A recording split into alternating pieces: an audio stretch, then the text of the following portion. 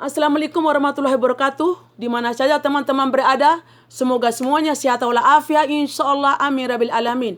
Bagaimana kalau waktu kosong kita atau waktu luang kita isi dengan membaca buku bersama saya?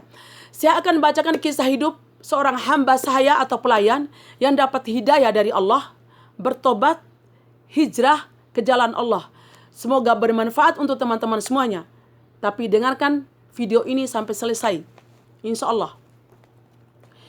Beliau adalah seorang ahli sufi wanita, Rabiah Adawiyah. Jalur keturunannya, Rabiah adalah seorang sufi yang mempunyai nama lengkap Rabiah binti Ismail Adawiyah. Beliau dilahirkan di kota Basrah pada tahun 95 Hijriah. Perlu teman-teman tahu, kota Basrah ada di negara Irak.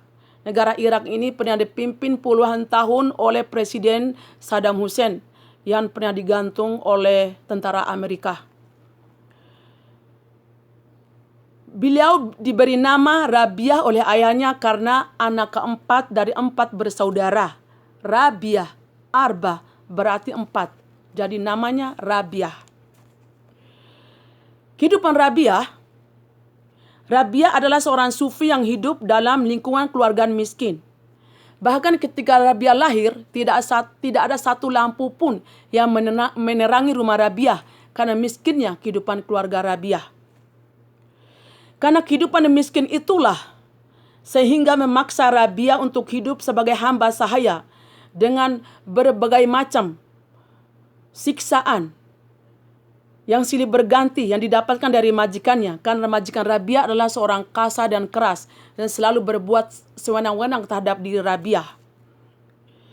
Namun Rabiah menerima cobaan hidup itu dengan lapang dada, sabar dan tabah. Selain sebagai hamba sahaya, Rabiah punya keahlian mempermainkan alat musik. Dengan alat musik yang dikuasainya inilah Rabiah sering menghibur majikannya yang kasar, yang keras, yang rakus akan hidup duniawi.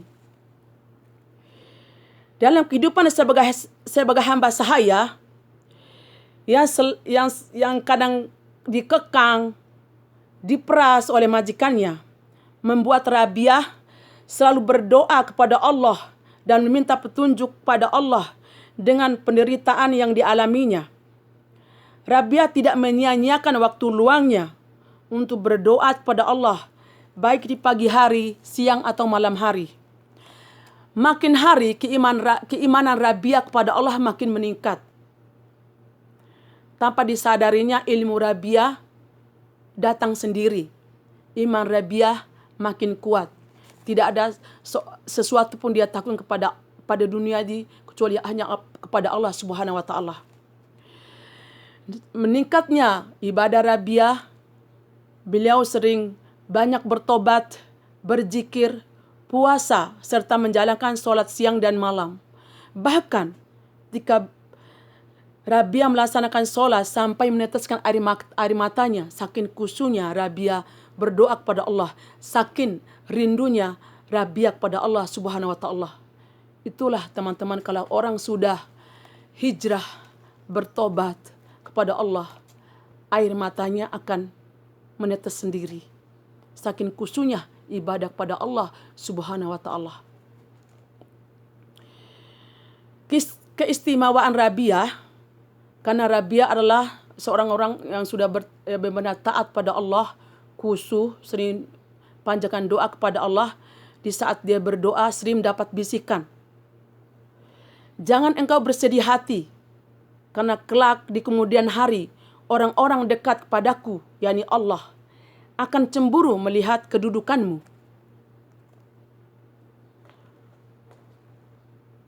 Ya mungkin Allah kelak akan mengangkat derajat Rabiah. Itulah maksudnya mungkin dari bisikan itu. 2. Rabiah dapat meluluhkan hati majikannya yang keras dan kasar dan selalu berbuat kejam terhadapnya. Pada suatu malam, majikan Rabiah mendengar Rabiah sedang berdoa khusyuk pada Allah, sehingga hati majikan Rabiah tersentuh. Di pagi harinya sama majikannya Rabiah dibebaskan dan kembali ke kampung halamannya tempat dia lahir. 2, 3, sebagai orang sufi yang sangat cinta kepada Allah, banyak orang datang ke rumah Rabiah meminta barokah, silaturahmi, menjadi murid pengajiannya. Bahkan banyak ahli sufi lainnya yang datang berkunjung ke rumah Rabiah. Di antaranya Malik bin Dinar.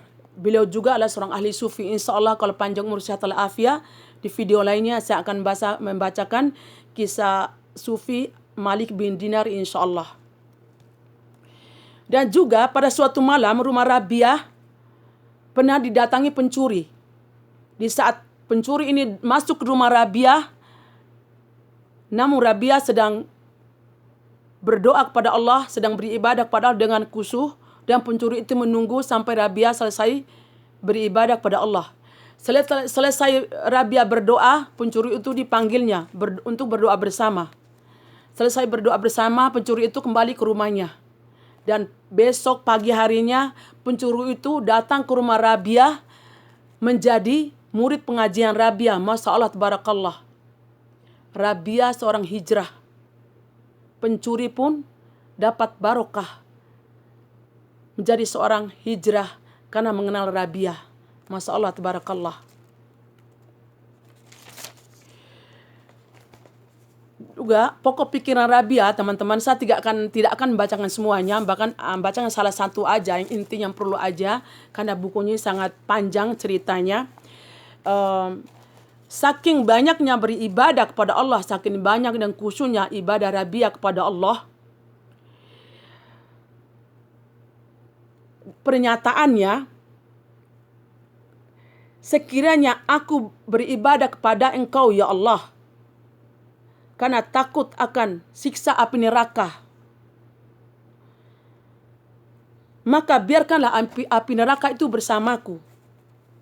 Dan jika aku beribadah karena berharap akan sorga, maka biarkanlah jauhkan sorga itu dariku. Tetapi bila aku beribadah karena cinta kepadamu semata, maka limpahkanlah keindahan rahmatmu padaku. Itulah inti doa, inti pola pikiran Rabiah.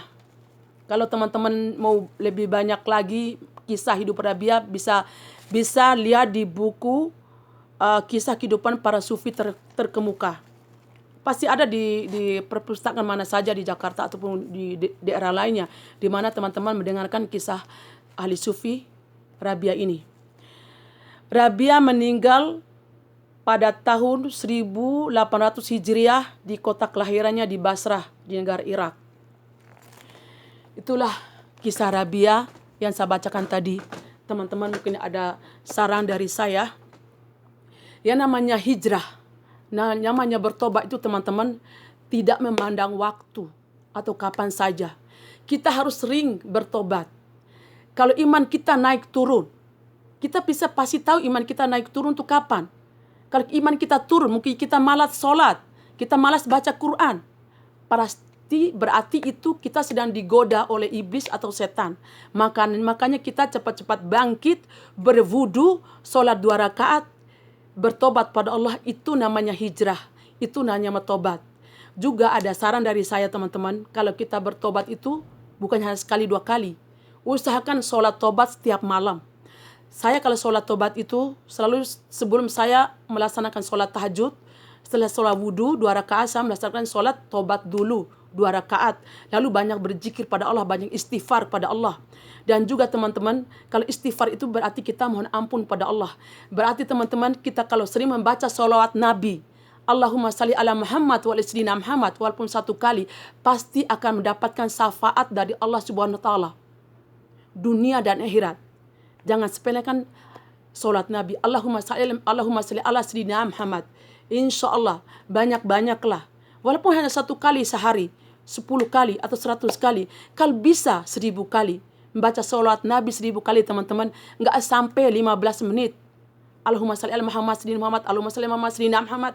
Insya Allah dengan banyak baca salawat Nabi, apalagi di bulan Ramadan ini, banyak istighfar, banyak salawat Nabi. Istighfar berarti kita mohon ampun pada Allah. Membaca salawat Nabi berarti kita dapat, insya Allah dapat syafaat dari Allah Subhanahu wa Ta'ala. Amin rabbal alamin. Usahakan sholat tobat teman-teman. Yang namanya tobat itu sering-seringlah, kita tidak tahu. Mungkin kita salah bicara, mungkin kita salah ngomong, atau kita nggak tahu. Tobat itu perlu. Usahakan setiap malam sholat tobat 2 rakaat. Insya Allah. Itu nasihat dari saya teman-teman. Semoga video saya ini bermanfaat untuk teman-teman semua. Insya Allah. Amin rabbil alamin. Wassalam dari saya. Wassalamualaikum warahmatullahi wabarakatuh.